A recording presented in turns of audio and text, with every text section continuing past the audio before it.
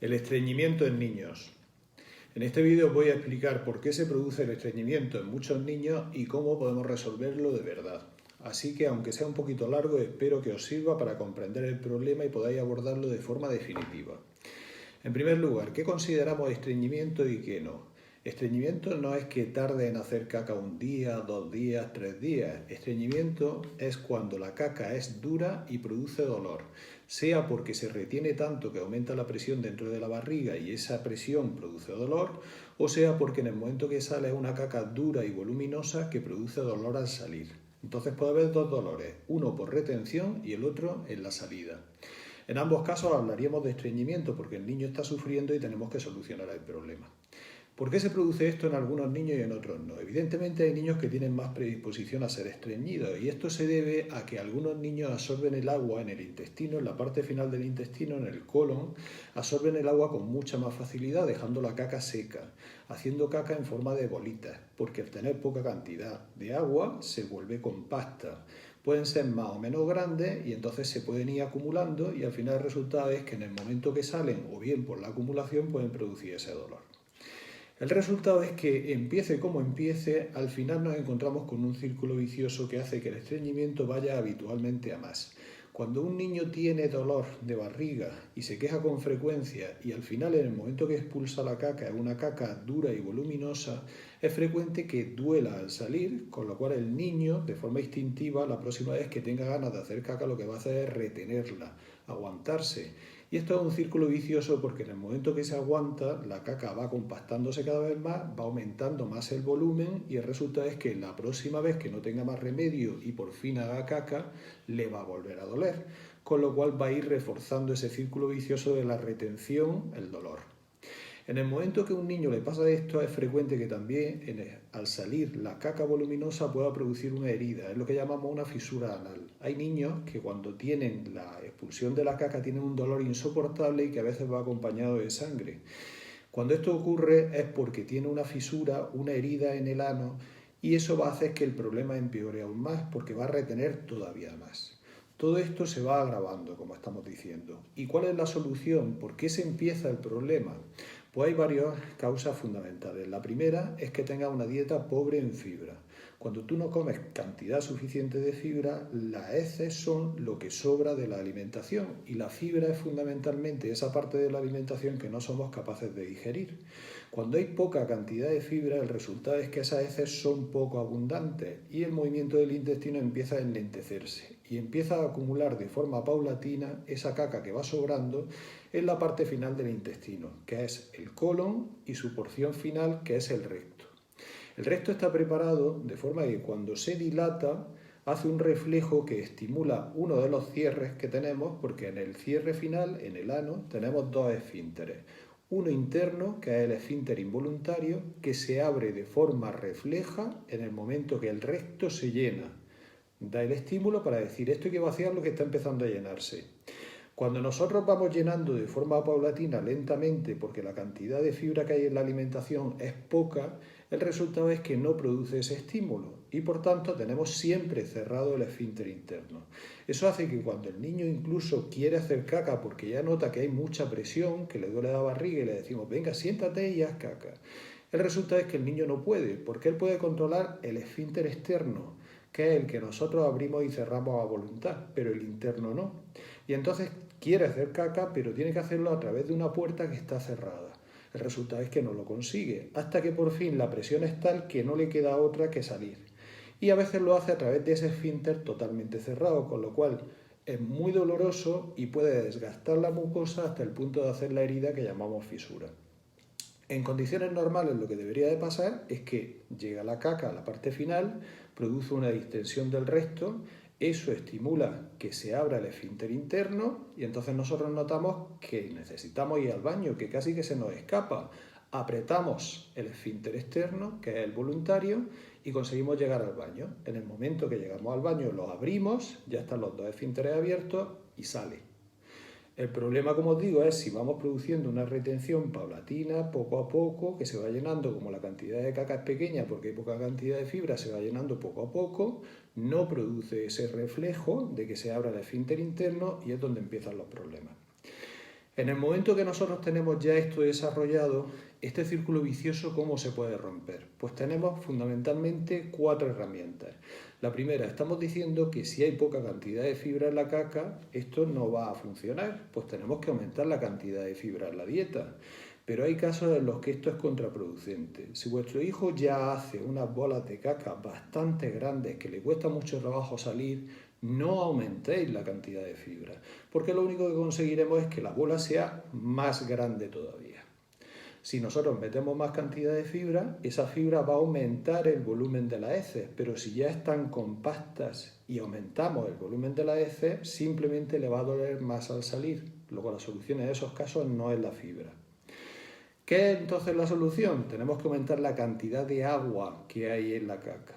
Cuanta más agua hay en la caca, más blanda es y se expulsa con más facilidad, porque ya en lugar de ser una bola compacta, sale en forma de bolas mucho más pequeñas, de consistencia tipo plastilina, grumosa, ya toda la variedad que queráis. Pero el tema es que sea lo suficientemente blanda para que pueda salir sin producir dolor.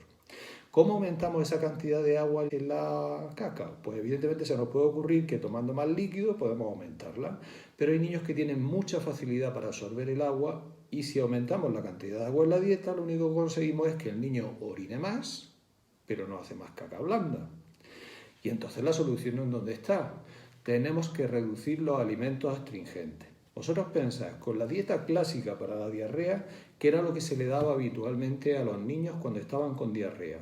Pues hay una serie de alimentos que se digieren con muchísima facilidad, que fundamentalmente son ricos en hidratos de carbono de digestión fácil y por eso se les da a los niños cuando tenían diarrea para que aumente la cantidad de alimento que pueda absorber incluso con un intestino hecho polvo. Estos alimentos son fundamentalmente la patata, la zanahoria, el arroz, el plátano, la manzana, los lácteos y el pan blanco.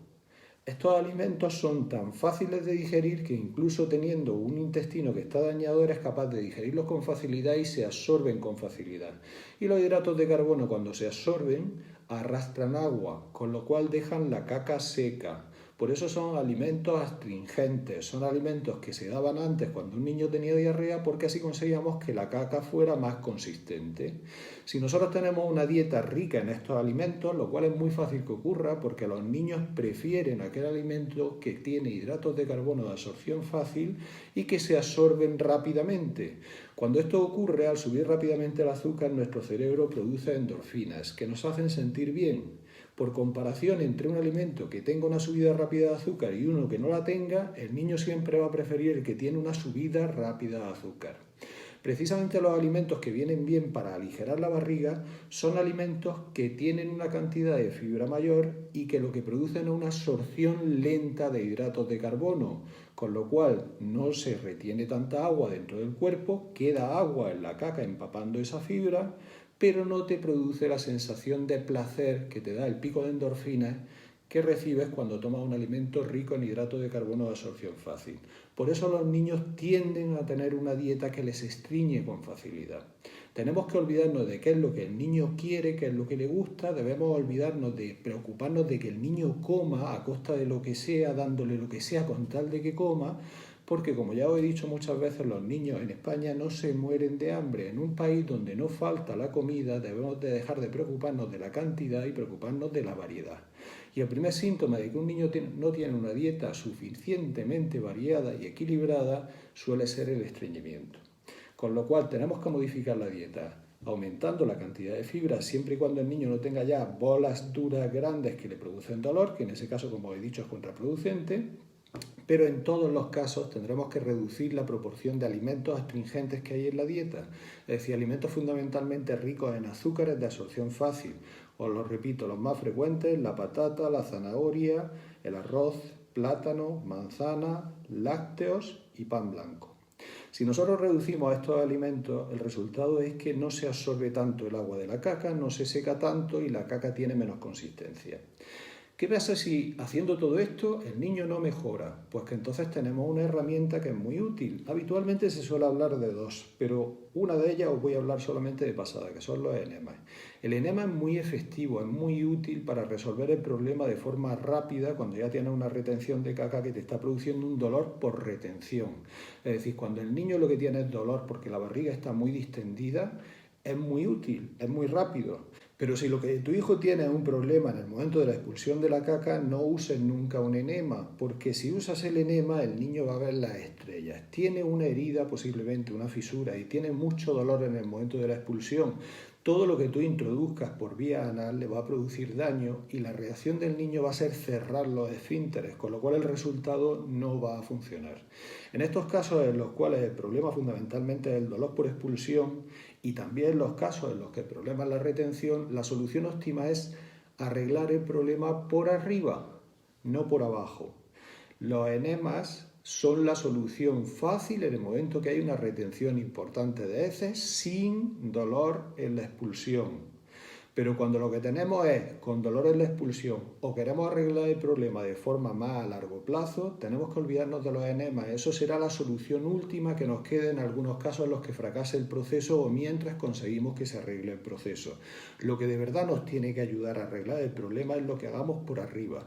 Y ahí está, como os decía, una dieta rica en fibra, si no tiene bolas duras que salen, que vamos a aumentar las bolas, reducir los alimentos astringentes y la solución de verdad en la mayoría de los casos, que son los laxantes. El problema de los laxantes es que la mayoría de la gente tiene miedo a utilizarlos porque cree que puede producir dependencia. Hay tres tipos de laxantes. Tenemos laxantes grasos que en los niños habitualmente no se utilizan porque tienen el problema de que si el niño vomitara puede hacer una aspiración y pueden producir daño en los pulmones. Tenemos los laxantes procinéticos, que son laxantes que le dicen directamente al intestino muévete, muévete, muévete, muévete, que no utilizamos tampoco porque producen dependencia y tolerancia. Poco a poco tienes que ir aumentando la dosis y llega un momento en el que no funciona el intestino a no ser que tú le des el laxante.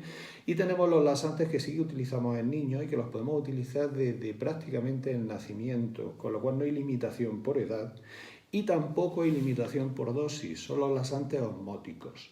Los laxantes osmóticos son básicamente sustancias que nuestro cuerpo no es capaz de digerir y se empapan de agua, con lo cual acaban en la caca reteniendo agua.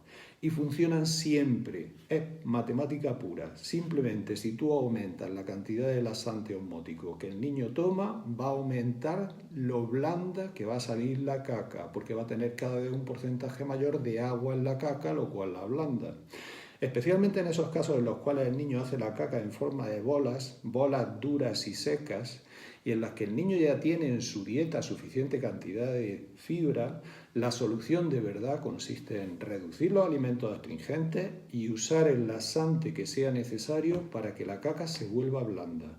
Evidentemente, cuanto menos alimentos astringentes tome el niño, menos cantidad de laxante vamos a necesitar para luchar contra ese efecto astringente de los alimentos. ¿Y cómo lo utilizamos el laxante?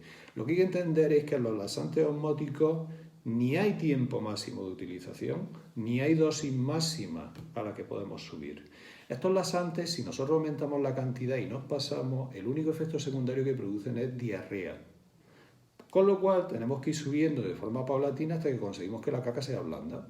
Si se vuelve blanda, podemos ir bajando, pero si en cualquier momento al ir bajando se vuelve dura, volvemos a subir y podemos ir jugando con esa dosis el tiempo que sea necesario hasta que consigamos que el intestino revierta todos los problemas. Y para que un estreñimiento de verdad se arregle, necesitamos los siguientes pasos. Primero, si al niño le duele al hacer caca, tenemos que darle laxante el tiempo necesario para que al niño se le olvide que hacer caca duele, porque la caca sea suficientemente blanda como para que no duela. Cuando esto lo hayamos conseguido, el siguiente paso es que si el niño tiene una fisura, esa fisura tiene que cerrarse. Habitualmente hay mucha gente que utiliza cremas, pero esas cremas deberíamos de introducirlas donde está la fisura, que es en el interior del ano. Y el problema es que para introducirlas utilizamos cánulas que ya de por sí son molestas y que pueden abrir la fisura, con lo cual yo no recomiendo la utilización de cremas. Además he visto que estas cremas, algunas de ellas son analgésicas, le pueden calmar el dolor, pero es que va a producir dolor al introducirlo y la mayoría de ellas no favorecen que se cierre con más facilidad la fisura, sino que tarda más en cerrarse. Con lo cual la solución no es la aplicación de cremas, es que la caca sea blanda el tiempo suficiente como para que eso cicatrice solo. Y es una zona en la cual, como hay mucho tránsito, tiene mucha facilidad de regeneración y cicatrización, con lo cual entre 7 y 10 días, en la mayoría de los casos, la fisura se ha cerrado. Fisura cerrada y al niño se le olvida que hacer caca duele, son los pasos iniciales. El siguiente paso es que tenemos que conseguir que el intestino se mueva de forma habitual a un ritmo que sea más normal, porque se había acostumbrado a moverse poco. Si un niño lleva años de estreñimiento, va a necesitar como mínimo meses de rehabilitación del movimiento de ese intestino para que vuelva a tener otra vez la movilidad normal. Y luego, por último, necesitamos que el intestino también se vuelva menos eficiente en la absorción de agua. Estamos diciendo que el laxante osmótico fundamentalmente lo que hace es que se quede agua en la caca, y hay niños que tienen de forma genética mucha tendencia a absorber el agua con facilidad en la parte final del intestino. Tenemos que hacer que esa parte final del intestino se acostumbre a dejar un poco de agua ahí, y esto a veces es cuestión de meses también. Y por último, como os decía, en la parte final del intestino, en el colon, en el recto, tenemos una sensibilidad que nos permite abrir el esfínter interno en el momento que eso empieza a llenarse. Si eso llevaba meses lleno de forma constante, ha perdido esa sensibilidad. Tenemos que conseguir que esté vacío el tiempo necesario para que en cuanto se dilate, dé el reflejo que abra el esfínter interno. Por lo tanto, son esos 5 pasos los que nosotros necesitamos que se rehabiliten para que de verdad el estreñimiento se resuelva. Cuando eso lo conseguimos, el estreñimiento se puede arreglar.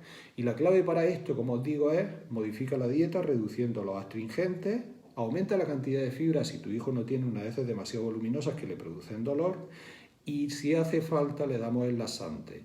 Habitualmente los laxantes osmóticos que os comentaba, lo que se suele utilizar es con una dosificación que se suele empezar en función de la edad y el peso que tiene el niño, pero esa dosificación subimos de forma paulatina cada día o bajamos en función del efecto que le hace.